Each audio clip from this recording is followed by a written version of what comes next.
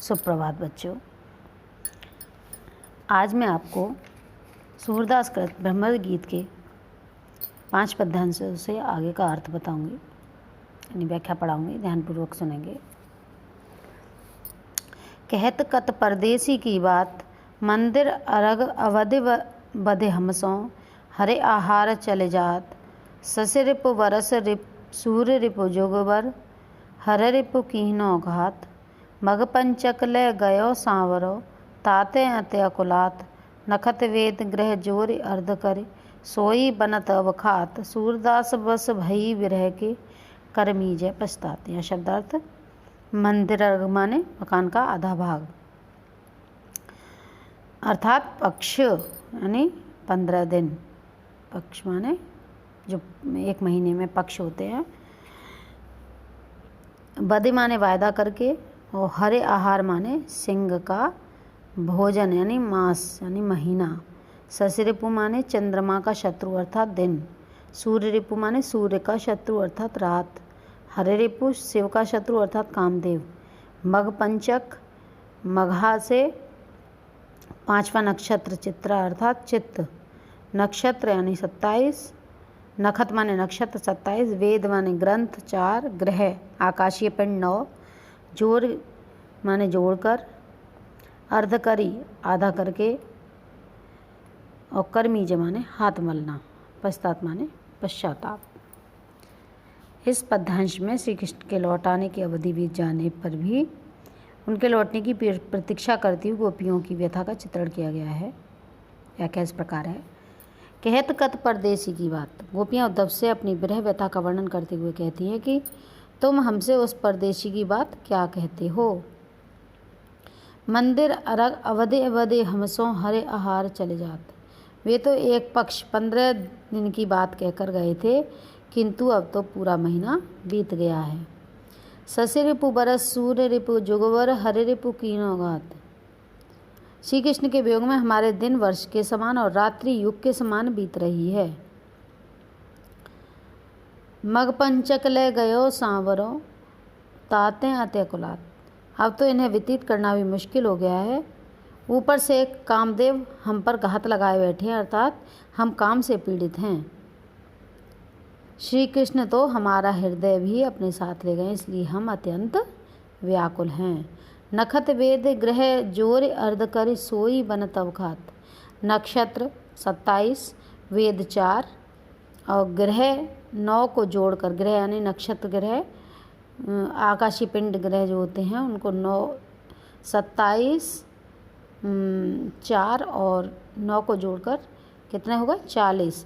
अब इनका आधा करिए, अर्ध करिए, आधा करिए तो कितने हो गए 20। सोई बनत अवखात, 20 का मतलब विष। अब हम विष खा लेंगे, यानी अब तो श्री कृष्ण के वियोग में विष खाकर मरने के सिवा कोई अन्य उपाय नहीं रह गया है। सूरदास भई विरह के, करमी जय पछतात। गोपियाँ कहती हैं कि हे उद्धव, हम विरह के वश में, अर्थात हम विरह से अत्यंत पीड़ित हैं। हम तो यह सोचकर हाथ मल रही हैं, अर्थात पछता रही हैं कि हमने उससे प्रेम ही क्यों किया। अगला पद्यांश देखिए। निस दिन बरसत नैन हमारे, सदा रहत वर्षा ऋतु हम पर। जबते श्याम सिधारे, द्रंगंजन न रहत निशिवासर। कर को कपोल भयकारे, कंचुकी पट सूखत नहीं कबहूँ। उर्विचिर बहत पनारे, आंसू सलिल सवय भई काया। पलना जात रिस टारे, सूरदास प्रभु रहे परेखो। गोकुल काहे विसारे। निस माने रात, सिधारे माने चले गए, अंजन माने काजल, वासर माने दिन, कपोल माने होंठ, उर्वीच माने हृदय के मध्य, कंचुकी पट माने चोली का कपड़ा, रस माने क्रोध, परेखी माने पश्चाताप और विसारे माने विस्मृत कर दिया है। यहाँ पर श्री कृष्ण के विरह के कारण गोपियाँ अपने दारुण व असहनीय अवस्था का वर्णन उद्धव से करती हैं। निस दिन वर्षत नैन हमारे। गोपियाँ कहती हैं कि हे उद्धव, श्री कृष्ण के वियोग में हमारे नेत्र दिन रात बरसते हैं, अर्थात हमारी आंखों से आंसू बहते रहते हैं। जब से श्री कृष्ण यानी सदा रहते वर्षा ऋतु हम पर, जब से श्याम सिधारे। जब से श्री कृष्ण हमें छोड़ कर गए हैं, तब से हमारे लिए तो सिर्फ वर्षा ऋतु ही रह गई है, अर्थात हम पर वर्षा ऋतु छाई रहती है। श्याम मेघों के चले जाने पर तो वर्षा ऋतु समाप्त हो जाती है, लेकिन यहाँ तो श्यामगण यानी श्री कृष्ण के चले जाने पर वर्षा ऋतु आई है। इन आंसुओं के कारण हमारे नेत्रों में कभी काजल नहीं टिक पाता। द्रगंजन न रहत निज बासर, यानी इन आंसुओं के कारण हमारे नेत्रों में कभी काजल नहीं टिक पाता। कर कपोल भय कारे, आंसुओं के साथ मिलकर उसने हमारे गालों पर एवं वक्षस्थल को कारा कर दिया है। कंचु की पट सूकत नहीं कबहूँ उर्विच बहत पनारे, हमारी चोरी सदैव गीली बनी ही रहती है, अर्थात हमारे हृदय पर सदैव आंसुओं की वर्षा होती रहती है। आंसू सलिल सवै भई काया पलन जात रिसटारे, अब तो ऐसा प्रतीत होता है मानो हमारा शरीर ही आंसुओं के रूप में परिवर्तित हो गया, अर्थात पूरा जीवन अश्रुमय हो गया है। अब तो कामदेव का क्रोध भी पल भर के लिए शांत नहीं हो पा रहा है। सूरदास प्रभु यह परेखो गोकुल का है विसारे, गोपियाँ कहती हैं कि हे हमें तो यह दुख है कि श्री कृष्ण ने गोकुल और गोकुल वासियों को भुला क्यों दिया है। हम ये नहीं समझ पा रही हैं कि हमारी किस गलती के कारण श्री कृष्ण ने हमें विस्मृत कर दिया है, नहीं भुला दिया है। अगला पद्यांश देखिए। ऊँदो भली वही ब्रज आए, विधि कुलाल की न कांचे घटते तुम आन पकाए। रंग दीनों को हो कान सांवरे, अंगंग चित्र बनाए। पाते गरे न नैन गेहते, अवधि अटा पर छाए। ब्रज करी अवा जोग ईधन करी, सुरत आन सुलगाए। फूंक उसास विरह प्रजनन संग, ध्यान दरस से राय। भरे संपूर्ण सकल प्रेम जल, छुअन न काहू पाए। राज काजते गए सूर्य प्रभु, नंद नंदन कर लाए। यहाँ विधि माने विधाता, ब्रह्म विधाता या ब्रह्म, और कुलाल माने कुमार, घट माने घड़ा या हृदय। पाते गिरे न गल नहीं पाते, नैन माने नेत्र, गेय माने प्रेम नेह माने प्रेम, अवधि माने समय या सीमा, अटा माने अटारी, अवा माने कुमार का आवा, सुरत्यान माने कृष्ण की याद दिलाकर, उसास माने दुख की लंबी उसास है, प्रजरानी माने लपटें, सियराय माने शीतल किए, सकल माने संपूर्ण, करलाय माने स्पर्श करना। प्रस्तुत पद्यांश में गोपियाँ उद्धव से कह रही हैं कि ब्रज आकर अच्छा किया, क्योंकि उन्होंने उन गोपियों के कच्चे घड़े के समान हृदय को पकाकर उसे पक्का कर दिया, जिससे कृष्ण के प्रेम का जल अधिक दिनों तक सुरक्षित रह पाएगा। व्याख्या इस प्रकार है। ऊँ तो भली वही ब्रज आए, गोपियाँ उद्धव से कह रही हैं कि तुमने ब्रज आकर बहुत अच्छा किया, क्योंकि विधाता रूपी कुमार ने उनके हृदय रूपी विधि कुलाल की ने कांचे घटते और तुम आने पकाए, क्योंकि विधाता रूपी कुमार ने उनके हृदय रूपी जिन घड़ों को कच्चा बनाया था उसे उन्होंने पका दिया है। रंग दीना हो कान सांवरे, अंगंग चित्र बनाए, उनके हृदय रूपी घड़े को सांवरे कृष्ण ने अपने रंग में रंग दिया है एवं उनके अंग अंग पर अपनी लीलाओं के चित्र बना दिए हैं। पाते गरे ना नैन गेहते, अवधि अटा पर छाए, उनके हृदय रूपी घड़े को सांवरे कृष्ण ने अपने रंग में रंग दिया है और अंग अंग पर उनकी लीलाओं के चित्र बना दिए हैं। गोपियाँ उद्धव से कह रही हैं कि जब कृष्ण उन्हें छोड़कर चले गए थे तो उनके विरह में उनके नेत्रों से लगातार प्रेमाश्रुओं की वर्षा होने के बाद घड़े कच्चे होने के बाद भी नहीं गले। पाते गरे न नैन गेहते, यानी कच्चे होने के बाद भी वे नहीं गले। अवधि अटा पर छाए, इस कारण कृष्ण उन्हें यह कहकर गए थे कि वे शीघ्र ही वापस आएंगे। उनका कहने का तात्पर्य है कच्चे घड़े का समय रूपे अटारी छाए होने के कारण ही ये घड़े गले नहीं, यानी कि कृष्ण के वियोग में मिलन की आशा में गोपियाँ जीवित रह सकीं। ब्रज करे अवा जोग ईधन करे, सुरत आन सुलगाए, वे उद्धव से कह रही हैं कि उन्होंने संपूर्ण ब्रज को आवा बना दिया, योग को चर्चा रूपी ईंधन रखा और कृष्ण की याद दिलाकर आग सी लगा दी।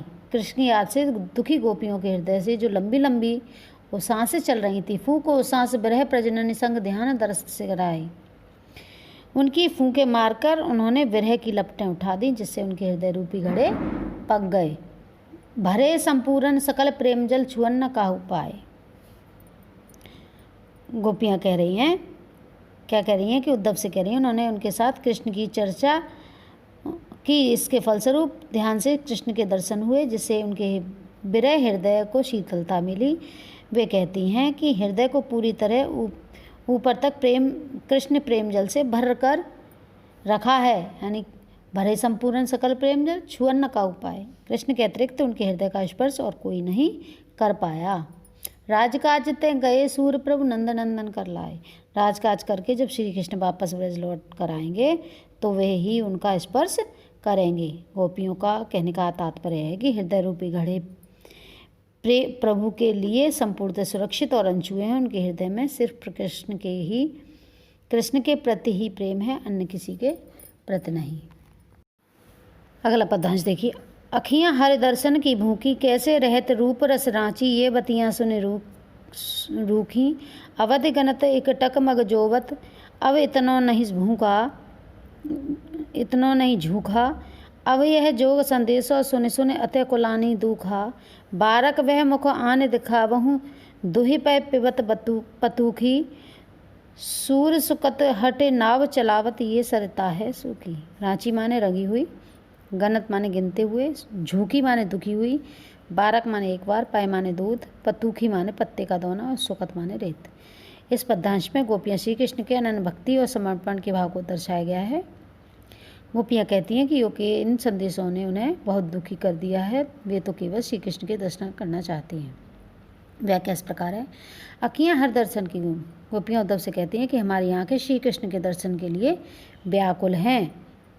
कैसे रहत रूप रस रांची, ये बतियाँ सुने रूखी। ये आँखें तुम्हारी योग संबंधी नीरस बातें सुनकर धैर्य कैसे धारण करें, जब ये आँखें श्री कृष्ण के लौट आने तक ही अवधि का एक एक दिन गिनती हुई टकटकी बांधे मार्ग की ओर देखकर प्रतीक्षा करती थीं।